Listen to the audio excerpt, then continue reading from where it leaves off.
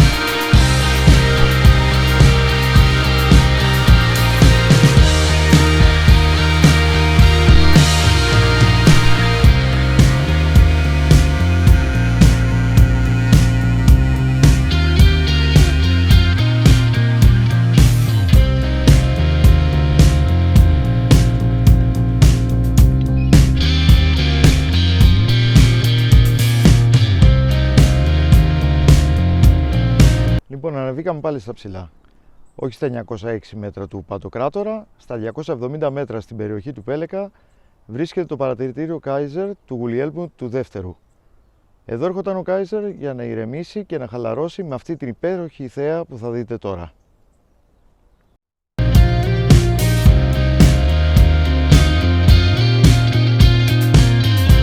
Πρώτο μας λοιπόν σταθμός στο σημερινό επεισόδιο, το παρατηρητήριο Κάιζερ.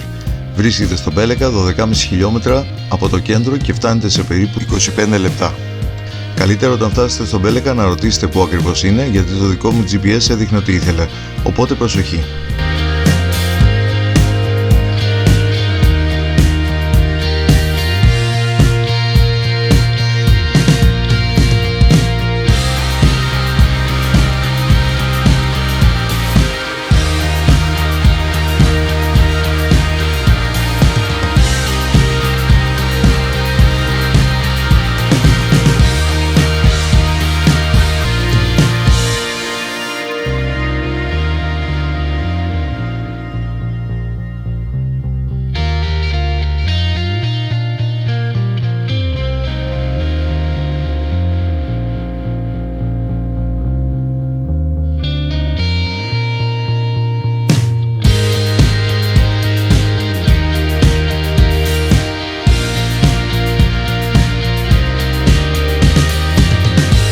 Ο αυτοκράτορας της Γερμανίας, Γουιλέλμος ο Δεύτερος, γνωστός και ως Κάιζερ, απολάμβανε το ηλιοβασίλεμα και είχε μια πανοραμική θέα στην πόλη.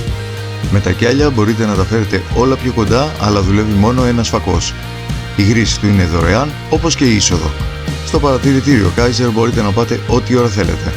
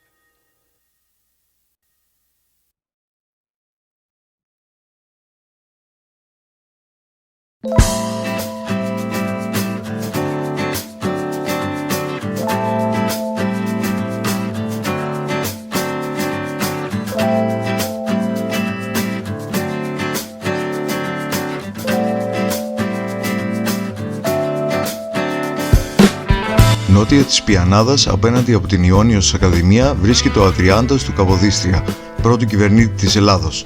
είναι έργο του Λεωνίδα Δρώση. Από εκεί έχει θέα προς το παλιό Φρούριο.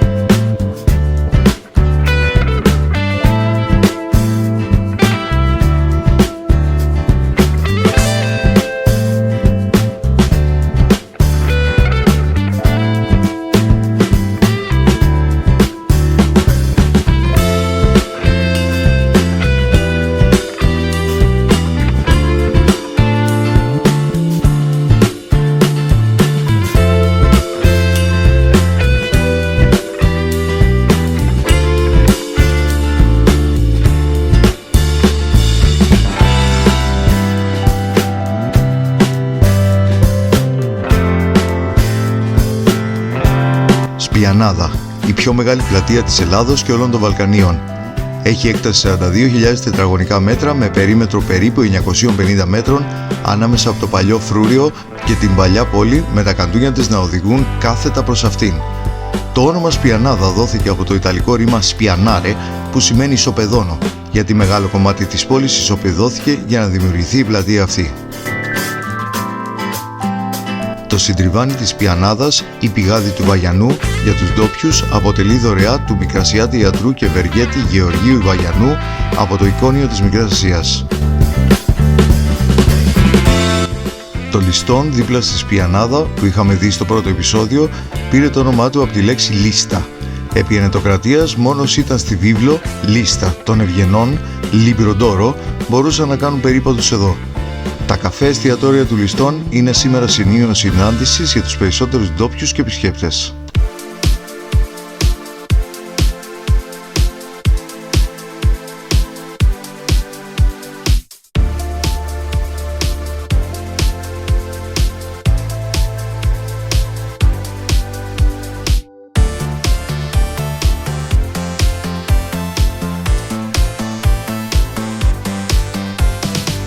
Το μνημείο της Ένωσης των Επτανήσων είναι αφιερωμένο στην Ένωση των Επτανήσων με την υπόλοιπη Ελλάδα το 1864. Χαραγμένα επάνω του υπάρχουν τα σύμβολα όλων των Ιωνίων νήσων.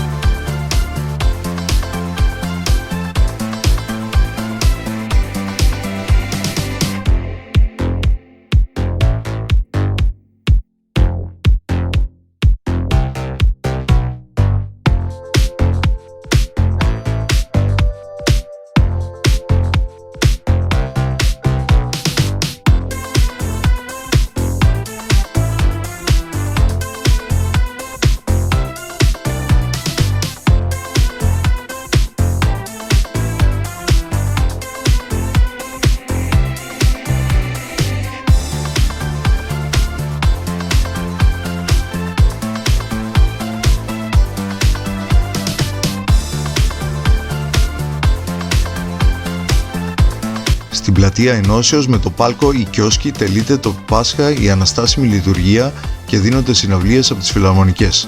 Το Μεγάλο Σάββατο το έθιμα των Ποτίδων αναβιώνει στην πόλη της Κέρκυρας. Οι κάτοικοι πετούν τις περίφημες πύλινες κανάτες από τα μπαλκόνια των σπιτιών τους για να ξορκίσουν τα κακά πνεύματα.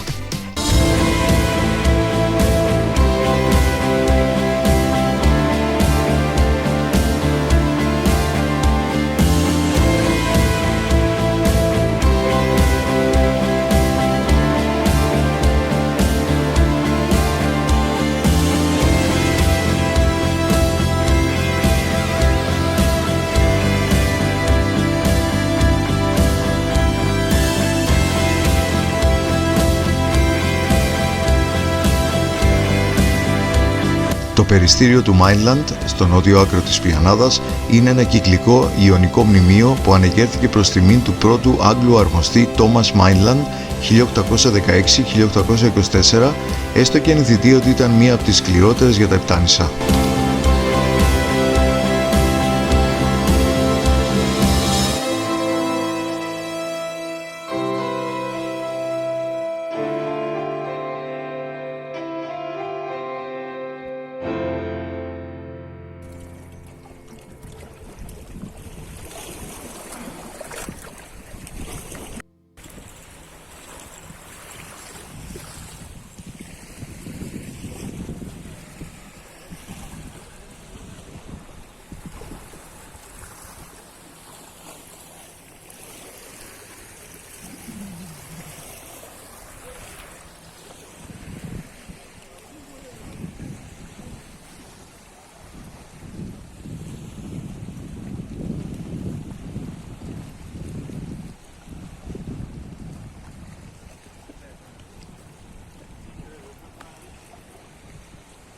Γεια σας. Τα λέμε σε λίγο,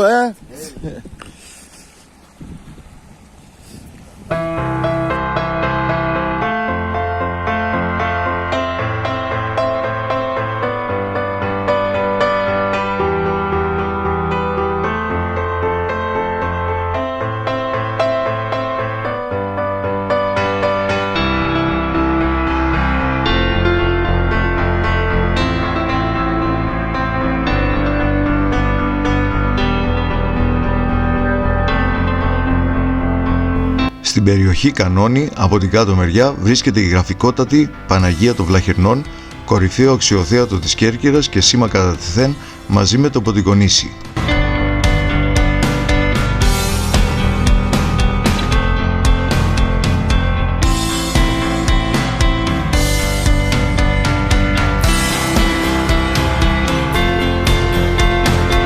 Είναι μικρό νησί στη λιμνοθάλασσα Χαλκιοπούλου που ενώνεται με μια μικρή πέτρινη γέφυρα για πεζούς.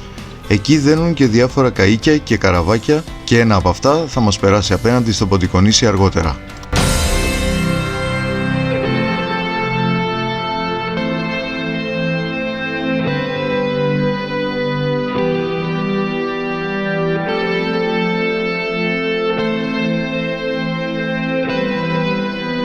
Από εκεί βλέπουμε και το αεροδρόμιο της Κέρκυρας και θαυμάζουμε από πολύ κοντά τις απογειώσεις προσγειώσεις των αεροσκαφών που έχετε δει στο πρώτο επεισόδιο.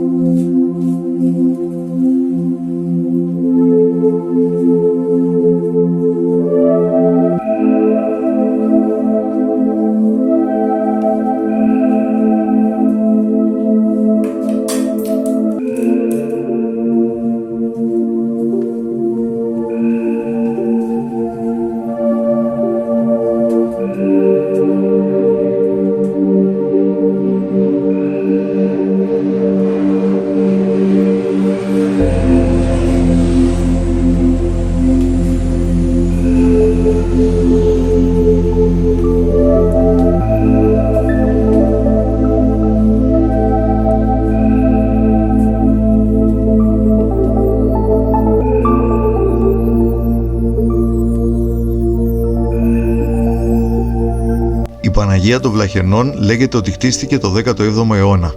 Το όνομα Βλαχέρενα ή Βλαχέρνα προέρχεται από την Κωνσταντινούπολη όπου βρισκόταν το μεγάλο μοναστήρι. Γιορτάζει στις 2 Ιουλίου.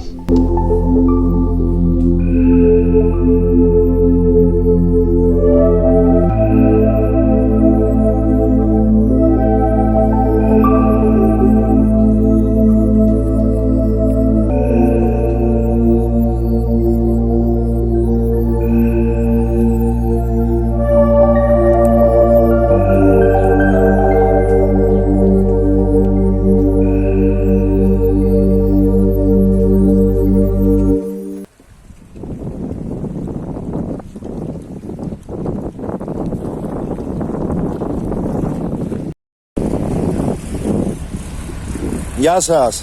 Γεια σου παλικάρι. Πάμε για Ποντικονήσι. Για Ποντικονήσι πάμε, ναι. Πόσο είναι το... 2,5 ευρώ είναι το άτομο, πήγαινε έλα. Μόνο 2,5. Αυτή είναι και... Τι λέτε ρε παιδιά, 2,5 ευρώ για να πας στο Ποντικονήσι. Για να πάμε στο Τι λες ρε παιδί μου. Και πάντα η τιμή είναι αυτή, δεν την έχουμε αλλάξει ποτέ. Δεν την έχετε αλλάξει ποτέ, έτσι. Και το ευρώ από το 2002 δεν την έχουμε αλλάξει ποτέ.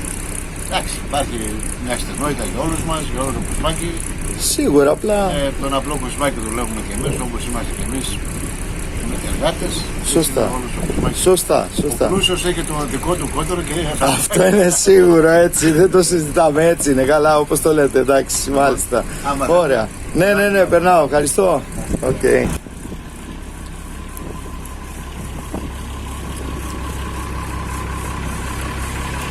Hello.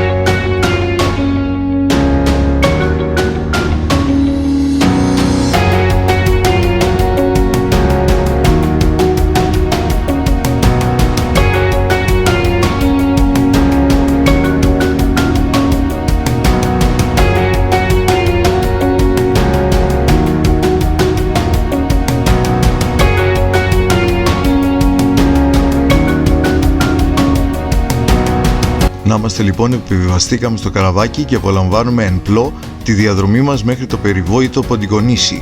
Άλλο ένα σημείο που πρέπει κάποιος να επισκεφτεί άμα έρθει στην Κέρκυρα.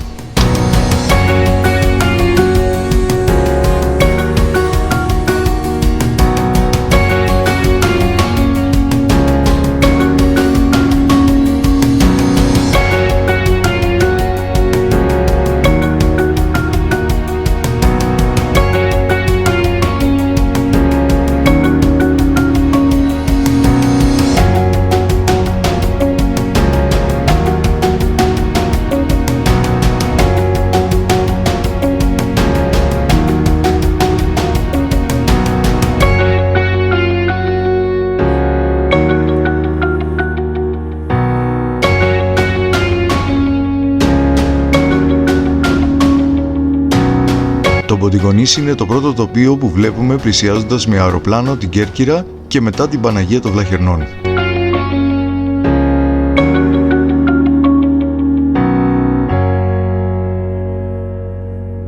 Είναι ένα γεμάτο πράσινο και δέντρα νησάκι.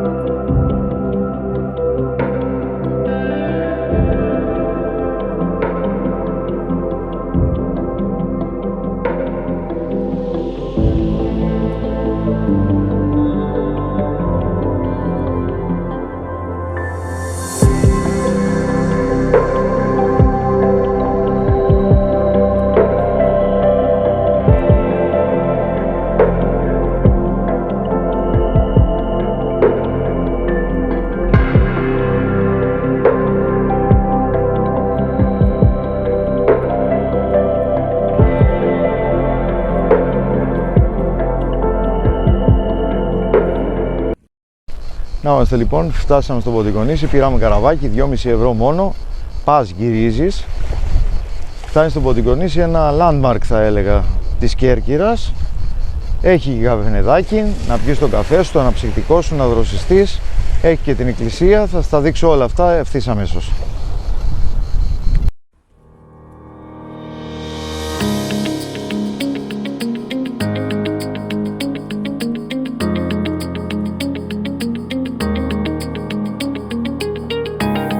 Πριν όμως πάμε εκεί, κάνουμε μια γρήγορη βόλτα περιμετρικά. Θαυμάζουμε το καταπράσινο νησί με τα κυπαρίσια και σπάνια φυτά.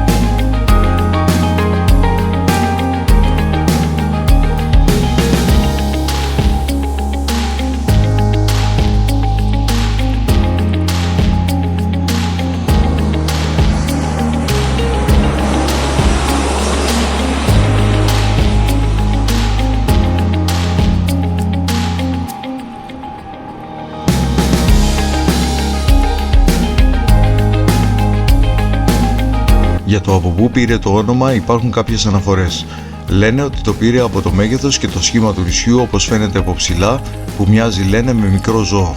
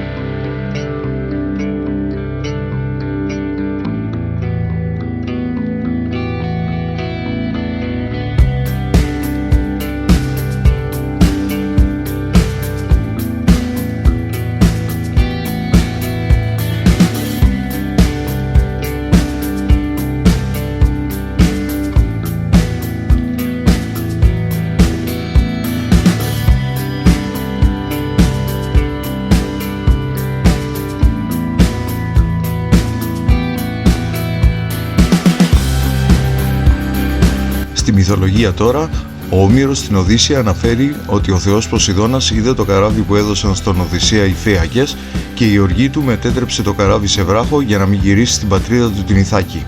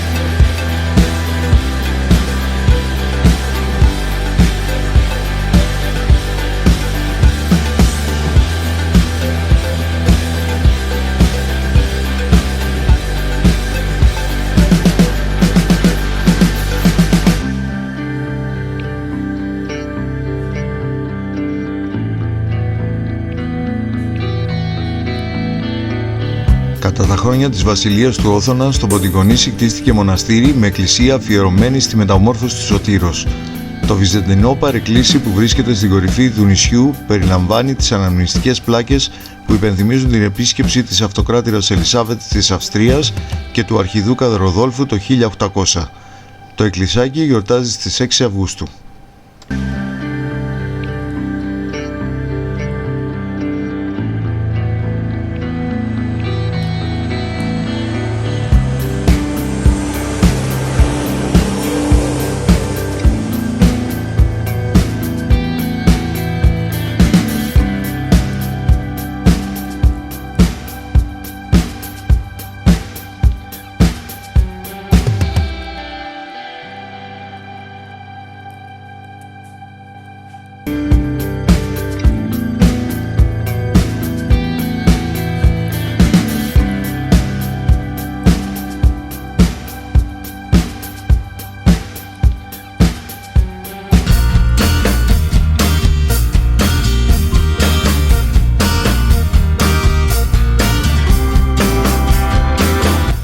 Όπως βλέπετε, στο νησάκι λειτουργεί και αναψυκτήριο τους καλοκαιρινούς μήνες.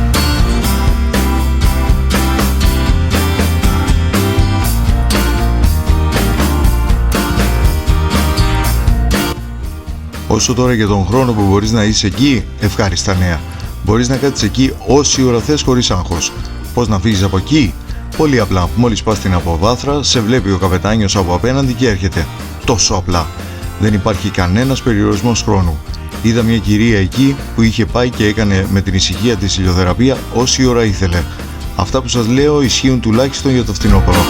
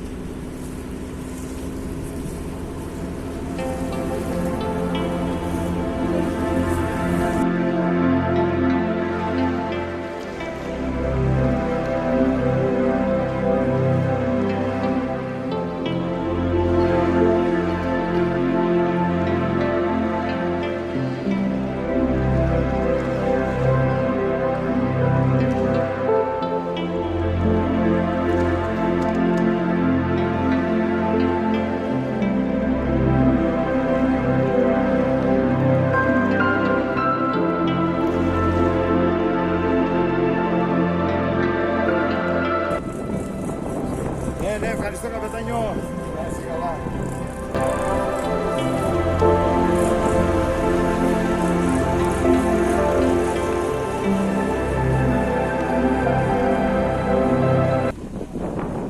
Γεια χαρά. Ευχαριστώ πολύ.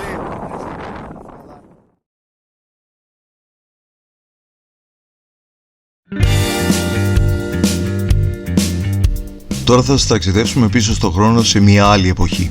Στην εποχή με τους Κόντε και τις Κοντέσες της Κέρκυρας. Μια καθαρά ιταλική πολιτιστική και αρχιτεκτονική επιρροή στην Κέρκυρα. Το Casa Parlante στην Νικηφόρου Θεοτόκη 16 είναι ένα σπίτι που έμεναν αριστοκράτες εκείνης της εποχής και μας δείχνει την καθημερινότητά τους. Σε εκείνο το δρόμο έμεναν μόνο αριστοκράτες το 19ο αιώνα λόγω του ότι ήταν κοντά στη θάλασσα. Επειδή ήταν ανεπτυγμένο το εμπόριο, ήθελαν όταν ερχόταν με τα καράβια άλλοι ευγενείς να μην χρειάζεται να περπατούν πολύ για να φτάσουν στο σπίτι και να κάνουν εμπορικές συναλλαγές.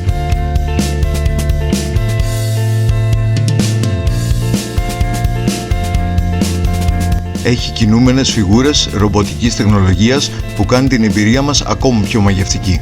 Η δε διακόσμηση, αυθεντική της εποχής. Δεν θυμάμαι πόσο καιρό έψαχναν και συνέλεγαν όλα αυτά που βλέπετε και είναι αυθεντικά.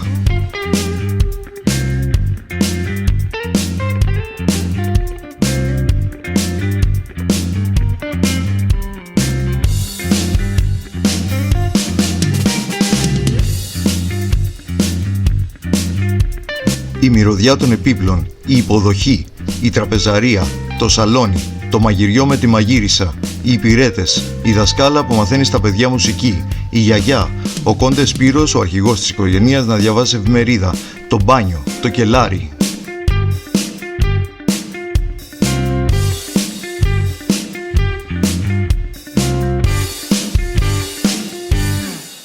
Η είσοδος κοστίζει 8 ευρώ με ξενάγηση στο χώρο για να καταλάβουμε τι βλέπουμε και πώς ζούσαν οι ευγενείς εκείνης της εποχής.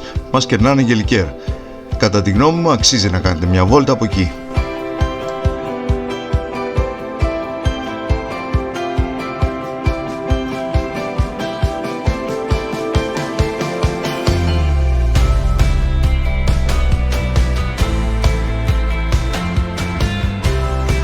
Να ξέρετε ότι απαγορεύεται το βίντεο και η ηχογράφηση από την Ξεναγό.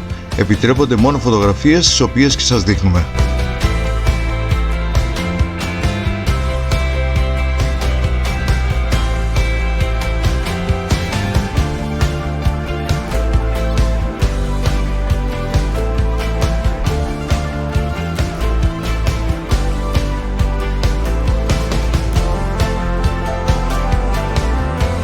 Άγιος Σπυρίδωνας, η εκκλησία του θαυματουργού προστάτη και πολιούχου της Κέρκυρας, το σκήνομα του οποίου λιτανεύεται 4 φορές το χρόνο. Την Κυριακή των Βαΐων, το Μεγάλο Σάββατο, στις 11 Αυγούστου και την πρώτη Κυριακή του Νοεμβρίου, προς ανάμνηση της απόκρουσης των τουρκικών δυνάμεων που πολιορκούσαν την Κέρκυρα και τη δεύτερη φορά που γλίτωσε το νησί από την Πανόλη. Το σκήνομα του Αγίου φυλάσσεται σε ασημένια λάρνακα που είναι τοποθετημένοι μέσα σε κρύπτη. Απαγορεύονται οι φωτογραφίες και τα βίντεο μέσα στο ναό. Γιορτάζει στις 12 Δεκεμβρίου.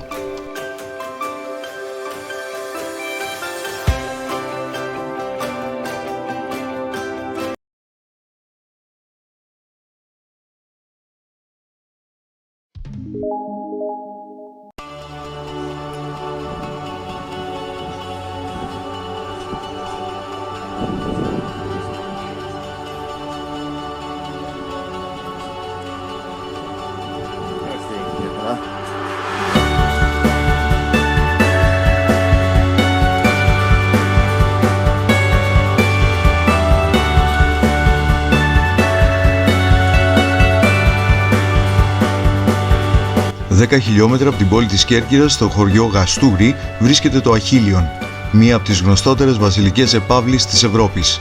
Χτίστηκε το 1890, χρηματοδοτούμενη εξ ολοκλήρου από την αυτοκράτηρα Ελισάβετ της Αυστρίας.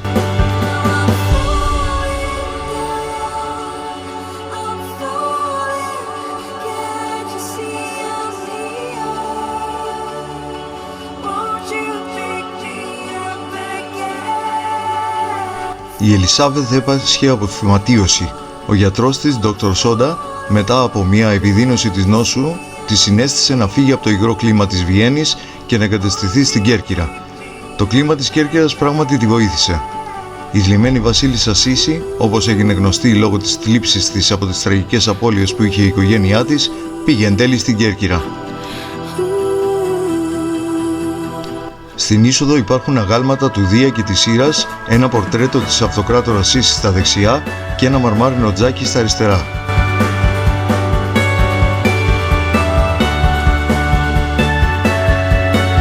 Το παρεκκλήσι της αυτοκράτηρας Σίση, εντυπωσιακό, με διάφορα γλυπτά, τον πίνακα της Παναγίας με τον Ιησού και μια τοιχογραφία που απεικονίζει τη θήκη του Ιησού στον τοξωτό θόλο.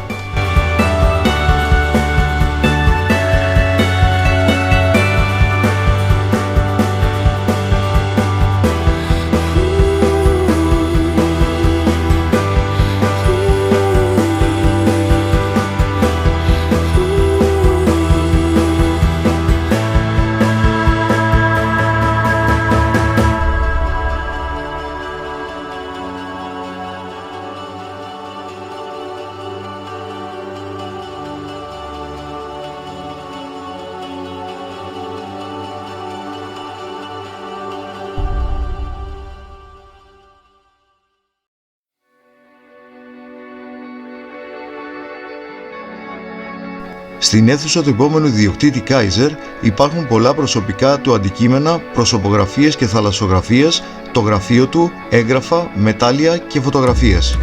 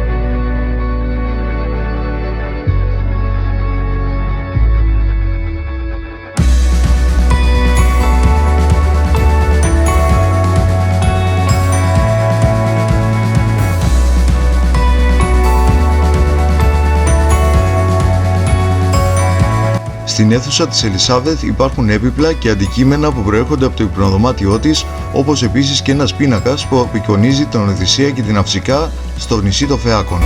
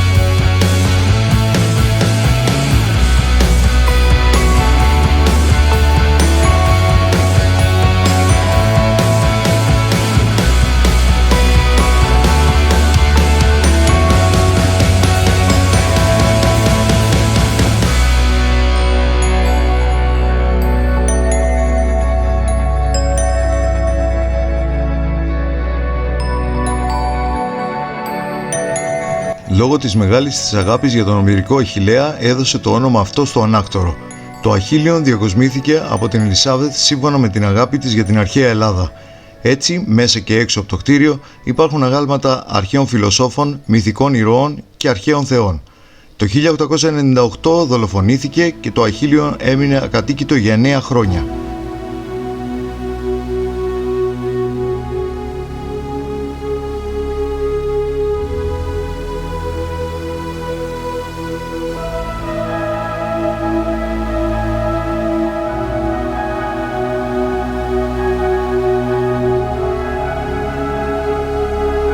Επόμενος ιδιοκτήτης το 1907 ήταν ο Γερμανός Αυτοκράτορας Γουλιέλμος ο δεύτερος, γνωστός και ως Kaiser, που αναφέραμε στην αρχή της εκπομπής με το παρατηρητήριο στον Πέλεκα.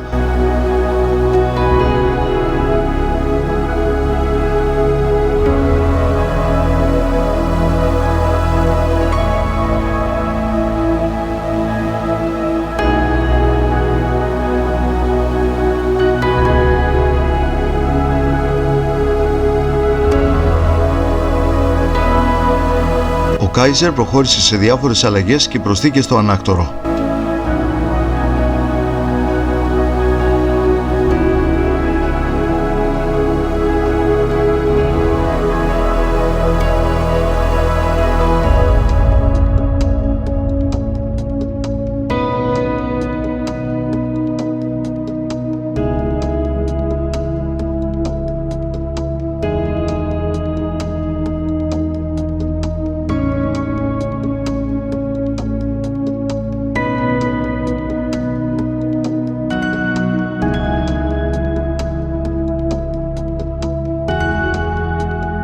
Στη στοά του Περιστηλίου, στη στοά των Σοφών, σώζονται 13 πρωτομές αρχαίων φιλοσόφων και η πρωτομή του Σέξπιρ.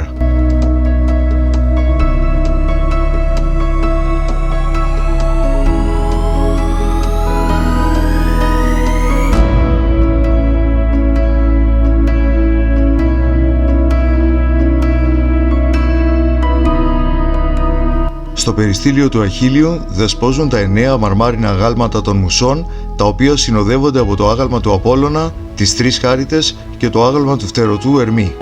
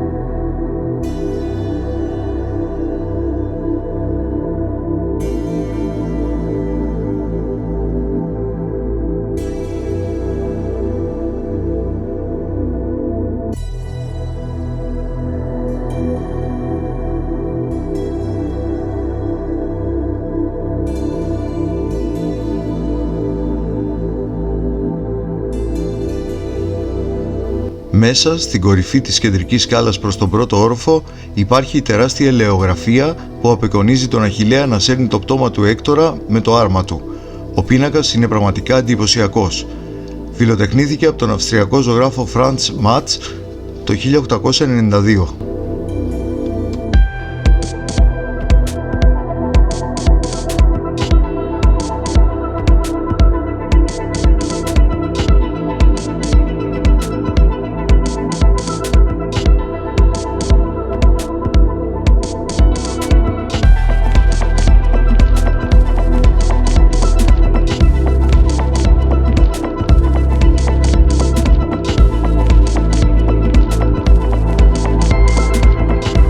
Το πιο γνωστό άγαλμα είναι ο θρήσκον Αχιλλέας του Χέρτερ, που παρουσιάζει τον Αχιλλέα να προσπαθεί να αφαιρέσει το βέλος μετά από χτύπημα που δέχτηκε στη φτέρνα, το αδύνατο σημείο του.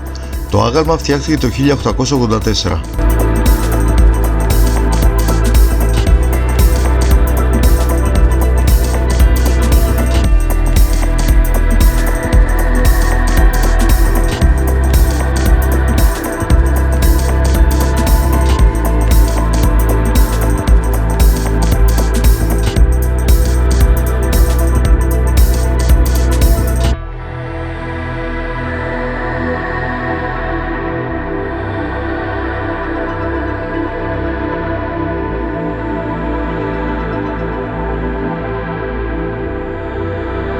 Στο τέλος δεσπόζει το επιβλητικό άγαλμα του Αχιλλέα. Είναι το μεγαλύτερο άγαλμα και έχει περίπου 8 μέτρα ύψος. Έχει τίτλο Αχιλλεύς Νικών και παρουσιάζει αυτό ακριβώς. Ο Αχιλλέας μετά από τη θηραπευτική νίκη του.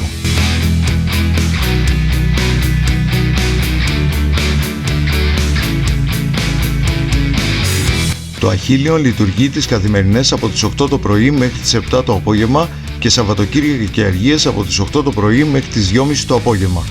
Η τιμή εισόδου είναι 10 ευρώ με ηχητική ξενάγηση. Προσοχή όμως, για να σας το δώσουν πρέπει να έχετε μαζί σας την ταυτότητά σας.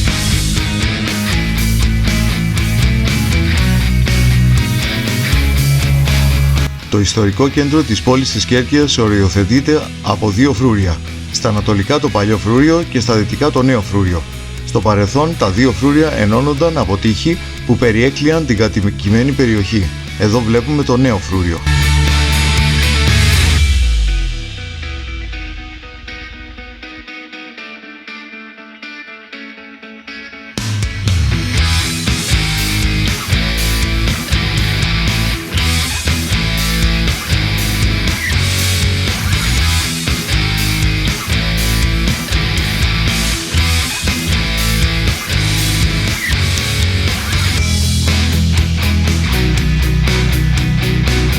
Το λιμάνι της Κέρκυρας έχει σύνδεση με την Ιγουμενίτσα, την Αγκώνα, τον Μπάρι, την Τεργέστη και τη Βενετία, ενώ δέχεται και μικρά πλοία από την Αλβανία και την Κροατία.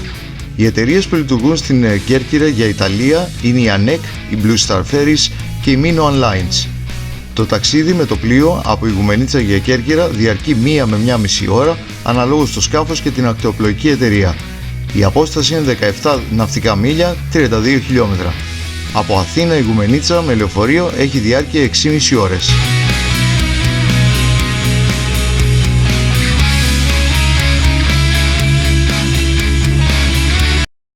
Τι πιο όμορφο να κλείσει μια μέρα στα σοκάκια της Κέρκυρας, να ξεχαστείτε, να χαθείτε, να απολαύσετε.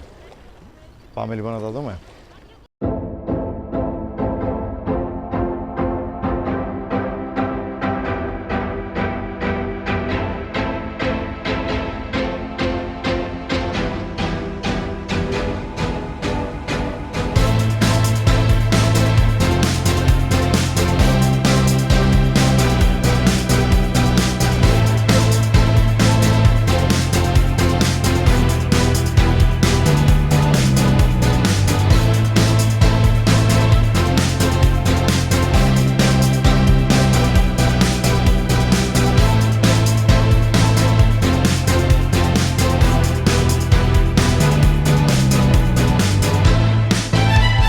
Ώρα για μια τελευταία απογευματινή βόλτα με ανοιχτά μαγαζιά αυτή τη φορά.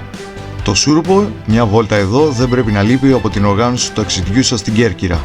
Χαθείτε για ακόμα μια φορά στα στενά καντούνια.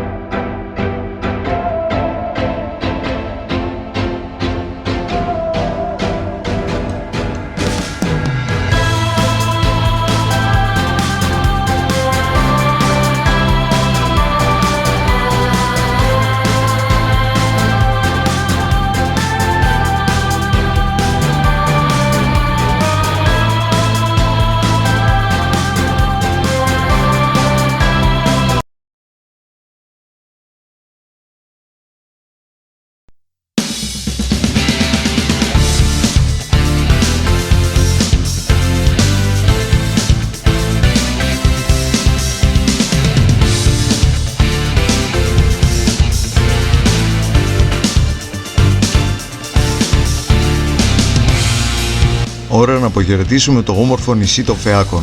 Φτάσαμε αεροδρόμιο για την πτήση επιστροφής.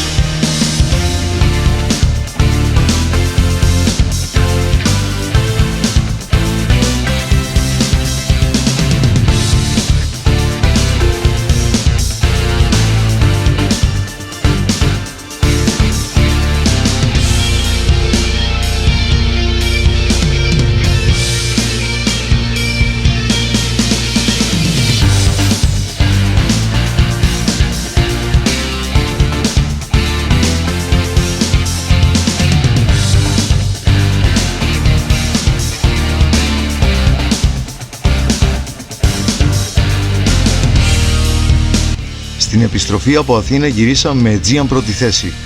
Εδώ σας δείχνουμε το Business Lounge της Aegean στην πρωτεύουσα.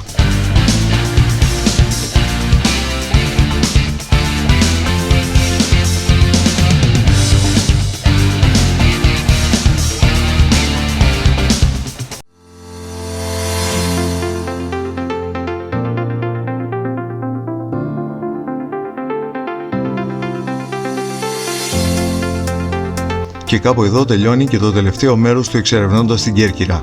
Εύχομαι να είδατε και να μάθατε ενδιαφέροντα πράγματα σε αυτά τα 3 επεισόδια.